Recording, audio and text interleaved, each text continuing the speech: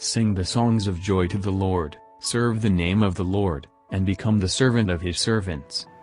I am neither a child, a young man, nor an ancient, nor am I of any caste. I am neither male nor female, nor am I sexless. I am the peaceful one, whose form is self-effulgent, powerful radiance. By singing the Guru's hymns, I, the minstrel, spread the Lord's glory. Nanak, by praising the true name, I have obtained the perfect Lord. That one plant should be sown and another be produced cannot happen. Whatever seed is sown, a plant of that kind even comes forth. There is but one God. True is his name, creative his personality, and immortal his form.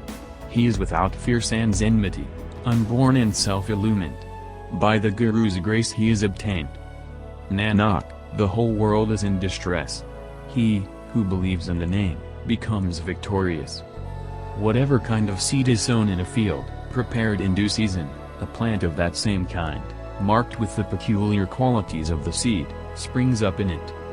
Offspring, the due performance on religious rites, faithful service, highest conjugal happiness and heavenly bliss for the ancestors and oneself, depend on one's wife alone. Asceticism doesn't lie in ascetic robes or in walking staff nor in the ashes. Asceticism doesn't lie in the earring nor in the shaven head nor blowing a conch. Asceticism lies in remaining pure amidst impurities. He who regards all men as equals is religious. Through shallow intellect, the mind becomes shallow, and one eats the fly, along with the sweets.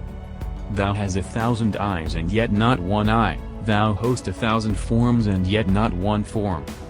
Whatever be the qualities of the man with whom the woman is united according to the law, such qualities even she assumes, like a river, united with the ocean. What should the yogi have to fear? Trees, plants, and all that is inside and outside, is he himself. I am not the born, how can there be either birth or death for me? There are worlds and more worlds below them, and there are 100,000 skies over them. No one has been able to find the limits and boundaries of God. If there be any account of God, then alone the mortal can write the same, but God's account does not finish, and the mortal himself dies while still writing. Me, the bard out of work, the Lord has applied to his service.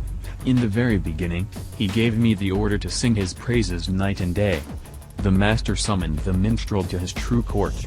He clothed me with the robe of his true honor and eulogy.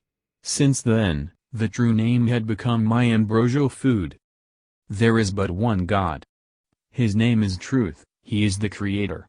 He fears none, he is without hate. He never dies, he is beyond the cycle of births and death. He is self-illuminated. He is realized by the kindness of the true Guru. He was true in the beginning, he was true when the ages commenced and has ever been true. He is also true now.